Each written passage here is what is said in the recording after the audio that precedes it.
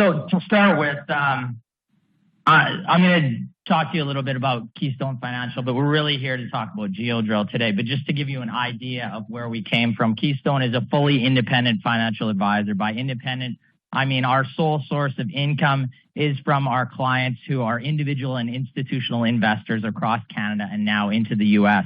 We don't accept any remuneration whatsoever for a buy, sell, and hold recommendation on a company. We were founded in 1998. So for 25 years, we've been conducting what we call GARP research, looking for growth at a reasonable price. We started in the small cap area, like I said, a couple decades ago. So we have a particular area, a fondness in this area and an area of expertise. But we go right from the $50 million microcaps, profitable businesses. We've owned Alphabet and Microsoft for a number of years as well. We help our clients build simple 15 to 25 stock portfolios. So hopefully that gives you an idea of where we're coming from. So let's look at our coverage on, I'm going to give you an example of one of the companies that is in our coverage. There you can find us. This is the wrong company. Let's just get to this company right here. We're going to talk about, that was a preview. We're going to talk about Mbella in a second. But Geodrill, symbol GEO on the TSX. What does it do? Well, this business is headquartered in Ghana. Geodrill is a contract mineral drilling company. It services the gold sector, primarily drilling for, but metals and minerals. Historically, the company generates the majority of its revenue in West Africa, in countries such as Ghana, Burkina Faso, Cote d'Ivoire, or the Ivory Coast, can I say? I can't pronounce it. I never can. It's terrible. And Mali. Now, recently, the company made a strategic push into other countries, including Egypt, including Egypt in North Africa, Peru, Chile, in South America. Now, Geodrill provides reverse circulation drilling, diamond core and air core drilling services with a modern fleet of rigs, and more than half of them are multi-purpose rigs. Now, the company is founder-led. The founder's right here. He has been operating the business for over 25 years, has industry-leading margins. They have a modern tier 1 rig fleet, and they drive strong profitability, and they trade at a discount to their peers. So this is our coverage on the company. We've followed the story for a number of years. Originally recommended them in February of 2021, $1.60. We ranked them in the mid-risk level. We have a spec buy on them right now. Fair value is around $450. Current price is around $325. Market cap is $152 million, and it pays a dividend, which we like as well, 1.88%. It's in our Canadian small cap area of our coverage. Now, why do we like the business? Well, you can see here, this is the last 2 years in terms of revenue growth, 20%, EBITDA growth, 30%, which is great. And you see the EPS, which we really like, 32%, which is strong growth here. But they have a long track record. It's not just the past year in terms of growth that we like in this business. You can see this is 16 years in a what is volatile industry. Their consistent profitability, that's wonderful. Their consistent profitability is admirable. The revenue growth is excellent. That's what we like. Now, if we drill down just to the last 4 years here, again, acceleration in terms of growth, which has really helped the stock price. And that we've taken earnings from it. The company's taken earnings essentially from in 2019, about 11 cents up to 55 cents. And those are in Canadian. I'm presenting them in Canadian today because the company trades on a Canadian exchange and in Canadian dollars. Oh. Did we lose it again? Okay. Our investment thesis, and then we're going to get to our fireside chat here. Strong revenue and EPS growth with a track record and without dilution. Positive macro for the past 10 years, reserve depletion and under exploration for the majors. If you can see here, this is a chart from TD Research. Essentially, you're looking at large cap total reserves depleting over the last 10 years. They have to go out and replace those reserves, wind at their backs in terms of looking forward in terms of Geodrill. And you can see gold here over the past 6 months. It's up over 20% now, which is a good environment for Geodrill to be very busy. So the balance sheet, you can see there, in this sector, we follow a number of names. We only have one recommendation. Often we find there's a number of companies that are over leveraged. This business is always operated very responsibly. They have a net cash position, and you can see historically they've done that as well. So the stock has gone, like I said, from $1.60 to $3.25 since we recommended it. It still trades with a trailing EV to EBITDA multiple of about 2.8. The PE is about 5.9. You can find these little anomalies in the Canadian market where they're trading at really low valuations. And the company expects growth this year. So we're not declining. They expect growth. So if you apply even a 7 times multiple to our estimate for 2024, the fair value is $4.50. We've raised our fair value on this company 4 times since we covered it. So thank you for that. Now you know what Keystone does. That's our coverage on Geodrill. I'm going to ask Dave, because he's really the man behind the company, some questions on the company here, and you'll learn a hell of a lot more from him than you would from me. We hope. So it's Dave Harper, the CEO of and the founder of Geodrill. Everybody welcome him. Tell me how you came to Geodrill. And in layman's terms, tell us a little bit about yourself. Yeah, I think we're going to put some slides up in a minute, but maybe we'll just we'll wait to get those slides. We'll wait to get those slides. Well, I think we can start with the questions. So, all right. So Geodrill is a leading exploration mineral driller, and we dominate. We have a leading market position in Africa and a growing presence in South America.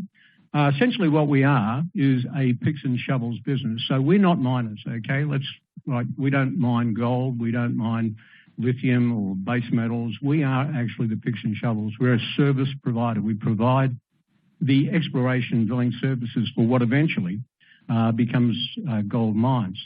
The importance of drillers in the scheme of things is that we speak for the large S of exploration budgets. Approximately 50% of all monies that goes to exploration budgets goes to the driller. And so if you want to invest in gold, it was an interesting thing I saw today on Google, on the Kitco website. They've just quoted that the most active Google search in April, well, one of them was, how do I make money out of gold? So you can make money out of gold by buying gold, physical gold, and sticking it under your mattress.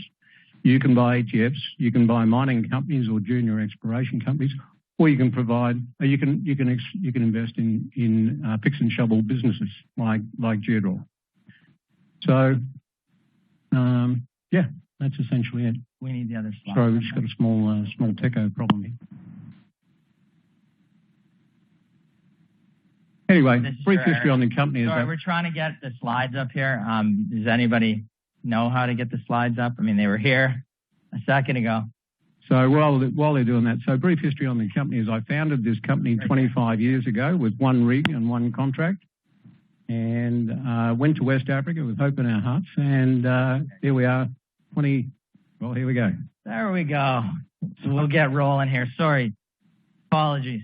So we talked about essentially the company in layman's terms. Let's talk about Geodrill's mechanical advantage, including your modern multi-purpose rig fleet, your centrally located facility workshop, and the skilled labor force that is really behind the company. Yeah, right. So basically, the drilling business itself has got 25 years of history. I founded the company in West Africa 25 years ago, and set about growing a business which took off and rather more quickly than I thought. So today we are effectively the 6th largest driller in the world.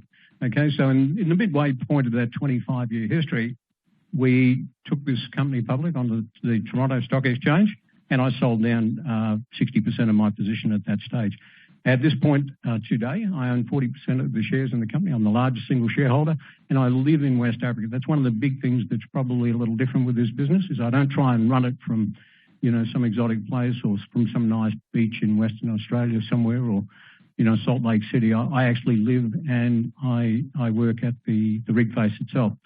Drilling's a really, really important business, because the first thing that happens is our customers, our potential investors, they first of all think that we drill for oil. okay? And so they don't quite understand the importance of the mineral drilling business. All mining operations require exploration drilling, and the drilling starts with, on the left-hand side there, you've got the discovery stage, and then you've got, from discovery, a junior explorer will go on to become a mid-tier, and a mid-tier will then go on to become a mine. So these are actually Geodrill photographs. These actually do exist on the properties that we operate on. And at some of these mines where we are operating today, I have to go back to the 25-year inception of Geodrill where we first made those discoveries. So basically, the mineral drilling business, the thing that you need to know about it is that we don't just drill one hole, plug the hole, and then drive away. Basically, from discovery right through to definition, right through to proving up and replacing depleted reserves, what it basically means is recurring revenues, okay, which has enabled us to grow a strong, really strong balance sheet. Now, Ryan was asking, okay, so you got these drill rigs and they're state of the art and all that sort of stuff, but how do you keep them turning? Well, we have a saying at Geodrill, keep them turning, keep earning. This is where we've kind of differentiated ourselves a little differently. Long before I was a driller, I was an auto mechanic, and I understand the need to keep mechanical things going. So as it goes, most mineral drillers would typically arrive in, West Africa and take on a project job and operate out of a 40-foot container. Well, that's just not how we do things. This is the largest support facility of a drilling company in the world today. It's larger than the largest, believe it or not. Board Longyear is the largest driller. They have a $2 billion market cap, and they operate out of Salt Lake City. And at their various locations, they send drills and they send 40-foot containers. Now, operating out of a 40-foot container is like taking the kids camping. It's a lot of fun for a few weeks, and then after that, it sort of wears off. You need the comforts of home. What we've managed to create at this facility is a training facility for training our young drilling talent. We employ about 1,600 people globally. We also house $30 million worth of support inventory and mechanical spare parts. It's like literally driving and walking into a home-based store when you see how we manage our inventory. We have a complete transport division. The other thing that we do at this facility, which is a little different, is we've built a backward vertical integration model. We actually make our own drill rods, our own drill bits, our own drill consumables. So it's a big part of what we do, and it gives us what we call our mechanical advantage. Ryan, jump in at any point. No, the Geodrill has funded its growth through a strong balance sheet. We talked about that. Now, you've organically funded the entire growth of your fleet. You've taken rigs from around 51 in 2017 to in the range of 76 now. How do you see the fleet evolving over the next 1 to 5 years, essentially? Well, I think it's going to be a case of, if you look at what we've done very well, is we have organically grown this business. I've got a little slide here. This basically shows us 5 years of organic growth. So people always say, if you've got cash on your balance sheet, which we do, why wouldn't you pay some of that back to the shareholders? Well, I've got a better answer to that. Why wouldn't we just add rigs? Because if you look at the organic growth of this company, we started with one rig and one contract 25 years ago, and here we are with 76 rigs today. And that number is inexorably driving itself towards the 100, which is probably where we're going to arrive in the next few years. So why is that important? Well, as we increase rig numbers, we effectively grow our revenues. But the big thing is we're driving our EBITDA at a rate. Well, the CAGR rate there over 5 years is 19%. So you figure it out. You do the math. So we could pay dividends and we could do all sorts of things. But where are we heading with rig numbers? I think we quite conceivably will end up at 100 rigs in the next few years. Yeah, well, it's impressive how you have self-funded. Now, you're an established leader in West Africa. It's a region that ranks in the top of the world in terms of annual production, ahead of countries like China, Russia, and the U.S. Now, how are you able to so successfully drill and make a ton of money in a volatile area like this? Well, we do a lot of things, in a pretty good way, I think. But it starts with the multi-purpose rigs. The fact, I think the big part of it is let's start with where we operate, okay? We operate in West Africa. West Africa is not everyone's cup of tea. Well, we're addressing that because we're actually expanding, we're growing up, we're growing out, and we're moving into South America more recently, and we've also expanded just recently into Egypt. Now, you know, what did I see when I went to West Africa 25 years ago? I saw a region that was largely underdrilled. This place had been overlooked for 50 years, 50 years of modern exploration, and so, you know, it was a place where a young guy getting started in business could put some rigs to work and keep oneself rather busy, and evidently we have. So way back when, we were operating for juniors, and if we look at who we're operating for today, well, you know, we've got company there, we've got customers like Barrick and Newmont and so on and so forth. But essentially, the big part of the answer to your question there is that we basically deliver margins like this. Now, how do we do that? Well, we pay by the meter. So the objective for us is to drill more meters. It's really as simple as that. And one thing that we do is we get the productivity. How do we get the productivity? You know, we basically invest in our people, we invest in our workshops, and we invest in our modern multi-purpose drills. Good. And like you said, the strategy is to diversify into other countries right now. We were talking just outside before we went on here about how Geodrill is traded at a discount to some of its peers. It's our belief and part of our investment thesis that the multiple that can be paid on the stock going forward as you diversify can increase as you get out of a single country and move into other countries. Where are you seeing the opportunities right now? You've gone to Egypt, Peru, Chile, and South America. Are you seeing excellent opportunities in those areas? We're still big fans of West Africa, and we like West Africa because it's gold. And I just happen to be a gold bull. I have been forever. If we look at where all the gold is coming from in the world, you know, you look at the world's leading producers. You start with China. They do 350 metric ton a year. Then it's Australia. They do just shy of that, and then Russia's just shy of that again. Average between the three countries, the mean average is about 320 metric ton per annum.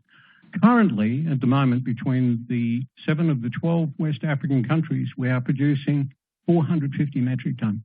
50% more gold is coming from West Africa right at this point in time. And this is one of the greatest overlooked stories in all the deep value stories.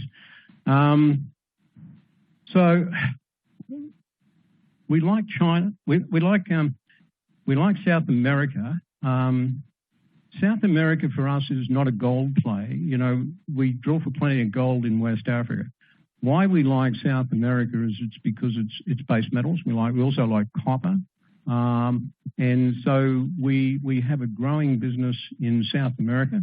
And we like Egypt. Egypt is gold, but it diversifies us out of West Africa. And it's one of those things. I was attracted to West Africa 25 years ago because it missed 50 years of modern exploration. Let me tell you, Egypt has missed thousands of years of modern exploration. They literally have had no modern exploration. It's just a completely untapped market, and I think you'll be reading more about that. Just to put some numbers around that, we entered Egypt in 2021 in the Q4. Last year, for the full calendar year, it spoke for 10% of our revenue. So that just gives you an idea of just how quickly that market is growing. And it continues to grow, as does Chile, which is our other newest market, and that's doing very well as well. Okay. How would you characterize the current environment in terms of drilling? That gold is up, like I said, 20%, 21% in the last 6 months. You have kind of a shift to seniors who are cashed up right now and need to continue to drill to replace their depleted reserves. The junior market a little bit more challenging over last year. Now, how do you characterize? Are you busy right now? We know you are, but tell the audience. Yeah, we're busy and we're getting busier. And what's driving it at the moment, I think this is really, really telling as we look at these two charts here. You've got gold.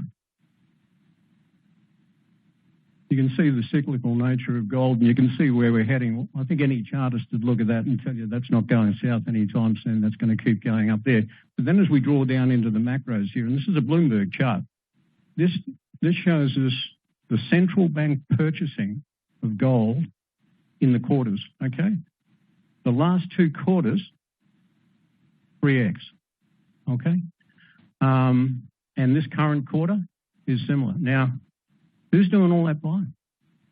You know, and yet gold seems to still be hovering in a bandwidth of sort of 1,900 to 2,100. So I think that there's some sort of manipulation going on there. There's definitely something going on there. But, you know, if Mrs. Gurforms went to the supermarket every week for 10 years and bought a shopping load of groceries, and then one day you saw her with 3 shopping trolleys, and then the next week she came back and there was another 3 shopping trolleys, I think you'd have to ask yourself the question, is there a party going on somewhere? And I'll tell you, what is going to drive our business is just that. I think there's a big, big story going out there, and it's all about gold. So you implemented a dividend just since we have invested in you and have our clients invested in the company. Dividend paying, it was a cent originally, went to 3 cents. And the strong results from last year, you've increased it to 4 cents per share. Is the plan, this is a simple question, to continue to grow the dividend as cash flow increases? Yes and yes. It couldn't be any simpler. I mean, for the longest time, our investors have been asking for a dividend, and you know, I said never at the expense of opportunity. But dividends are working out well for us. Currently, we're paying about a 2.5% yield. And I think as the financial merits of the company continue to improve, we will continue to pay dividends here. Okay, I'm just going to finally end this. We'll have a couple of questions. I just wanted to say, generally, too, if you're going to look at Geodrill's financial picture in 2023, it appears you're looking to prove solid revenue growth once again, albeit maybe a lesser rate than last year, but more profitable. Would that characterize where you are right now? Yeah, what we're seeing in the industry at the moment is higher rig utilization. So as a result of that higher rig utilization, we're actually starting to see some pricing leverage. Okay, it's been long overdue in this industry. Pricing went from the peak to the trough, probably down by 25%. We pulled back about 15% of that. So I think what you're going to see is drillers, as they become more utilized, will not be going for every job, but they'll be trying to improve that, swing that pendulum more in the. So if there's any quick questions we can take from the audience. Right there. Sure.